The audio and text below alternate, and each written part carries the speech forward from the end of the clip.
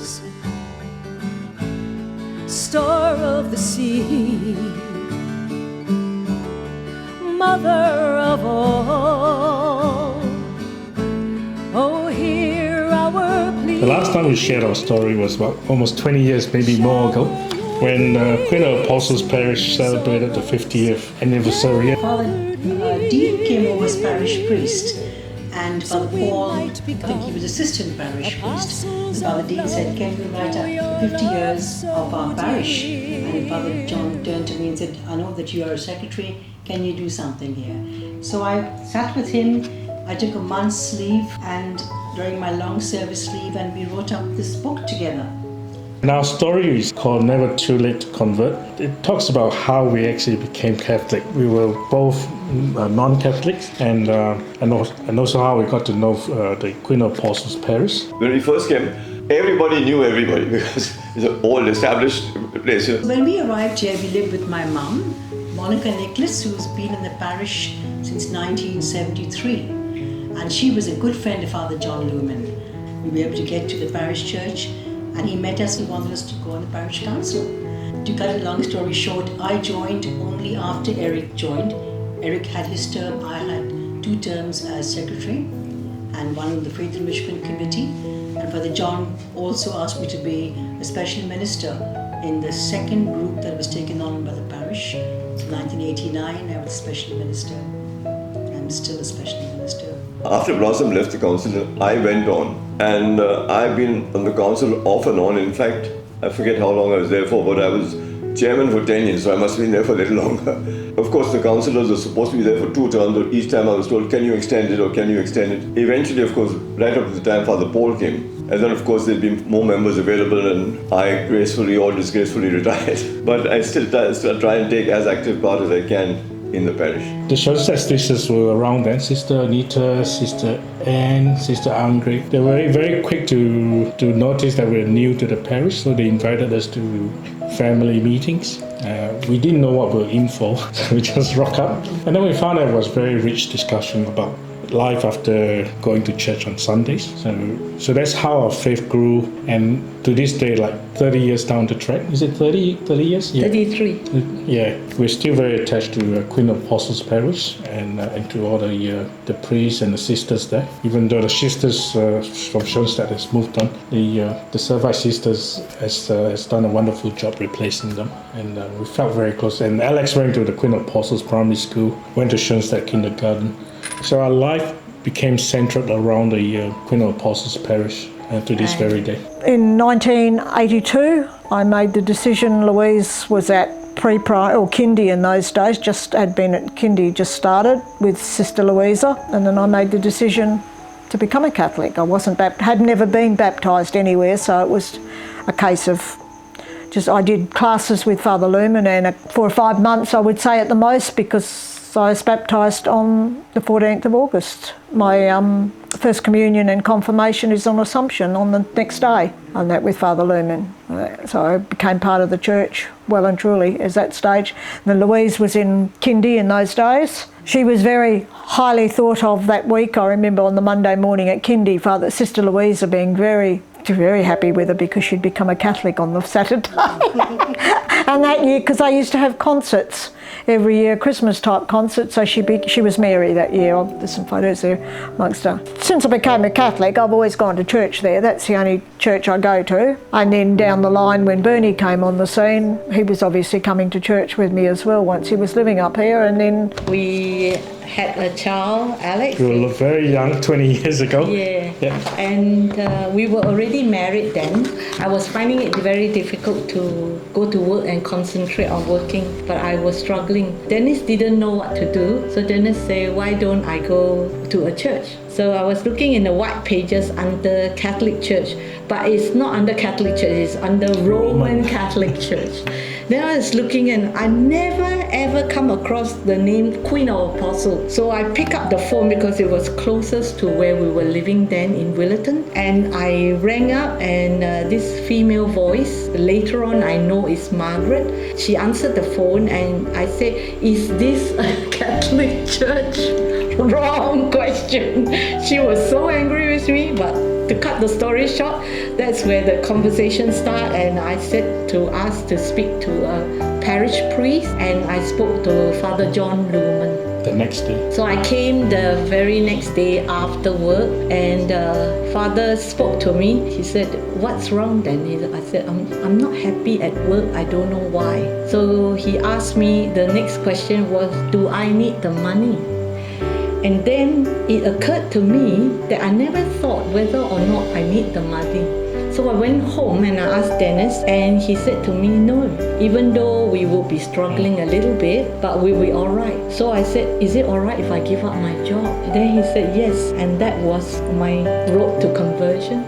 Being a non-Catholic, I didn't go to church, of course, on the weekend, so I couldn't remember actually going off to masses on a weekend. I can remember in later years, in high school year, when I wasn't there at high school, coming back there and going to church. Father John invited Bee to go for the Bible studies, which Sister Anita was running at that time. Because we weren't Catholics then, I said, okay, Bee, just go once a week. And then next thing she came back and she said, we got to go to Mass every Sunday. And I said, okay, you go one Sunday.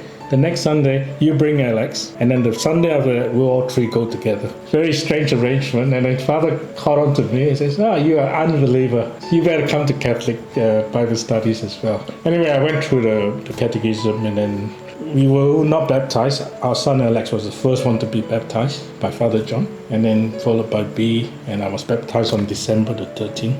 We never looked back since. Since then, we've I've joined the craft group, of course, and I was an usher. I am an usher. I did do flower arranging for a very short couple of years. But even when I was widowed, there was the parish community that was welcoming and engulfed me in their arms, I suppose you'd say. I had that support there. That's why I took on flower actually arranging, because I thought all these years I've been coming to Mass here, and I know people by face, but I don't know them by name. So, join the flower arranging group because it was something I like to do.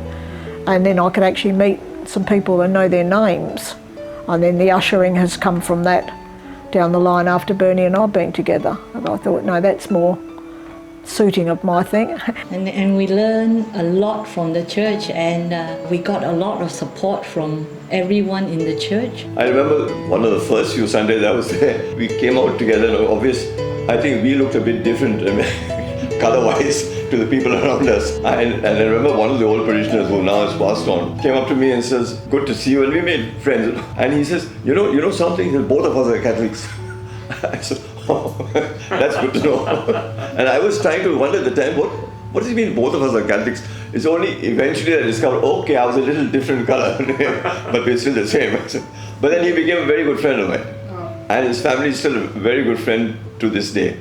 We've got a number of them, still active in the church. Some of the church members were mentors to our children, mentors to us as young parents, and the support from fathers, going from Father John Lumen to Father Dean, to Father Flynn, to Father Paul now has been great. Father Paul is lovely. Yeah, he's a go-getter, I suppose is the word. Like an energising battery. Since Bernie and he married us, he well and truly, welcomed us as a marriage into the church. Well and truly, couldn't speak more highly of him. I find he's lovely. But yeah, so when he first came here, extremely friendly. We used to have him over the house quite often because at that time I was chairman of the council. Dinner, so anything to birthday parties and compare notes and all this should come in. And even when Father Jude first arrived, he brought Father Jude over. Yeah. And then he says, and we were having dinner, and he says, don't forget, you're the first house that he's visiting. I said, that's good. But then, of course, we had a number of other priests coming from the same mission. He was like a breath of fresh air, Father Paul. He catered to the younger generation, all the young kids, they liked to have him around. He was full of life, you could see that. I think he must have been in his early 40s. Dealing with Father John was a totally different experience because he was all drive and all go. Whatever he wanted, he got. There's no question about it. And I remember for one particular function, we had set up the hall with decoration the way we thought was good. Father Lumen came and took one look. He says, no, change that, change that. And I just blatantly told him, I said, Father, I think that's fine, perfectly good. And I said, all right, we'll see. So I came home for lunch, and by the time I went back, I couldn't find Father John. So I went to the hall, and he was up on a ladder, changing all the decorations himself. At that point, I gave up. I said, no point. This book was Father Dean's idea to have a book. Father Dean was the parish priest, and Father John was the just retired parish priest who was still here. So now, when the old boss is around, the new boss can't sort of establish himself, so there was something to keep Father John busy. Father Dean said, why don't you do this book? So it kept Father John busy for the whole time that the book was read. So looking back, I think we'll do it all over again. Yeah. And more importantly, it's help us to bring our two boys up as well. Provide them with a very spiritual growth, which I didn't have when I was young, and they've turned out to be very fine adults. I've come full circle from starting there in 1958 to becoming well and truly part and parcel to the parish these days, and that with my husband.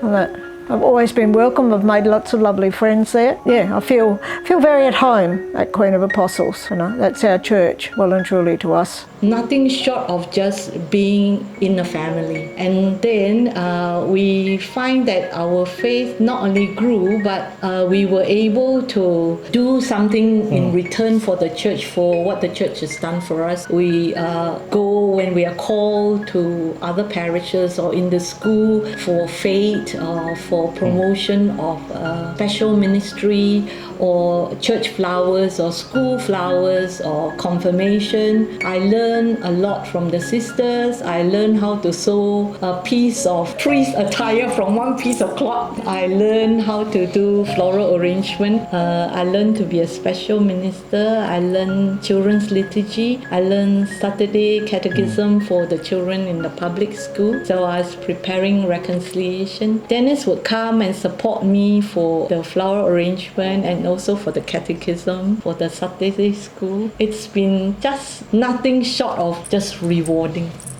Yeah, it's been a good parish to be in, for sure.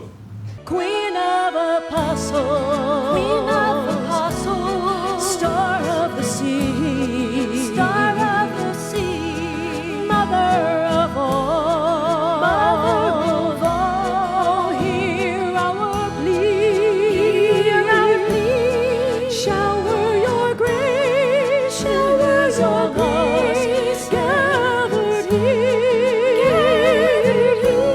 so we might become apostles of love through your love so dear. So we might become apostles of love through your love so dear.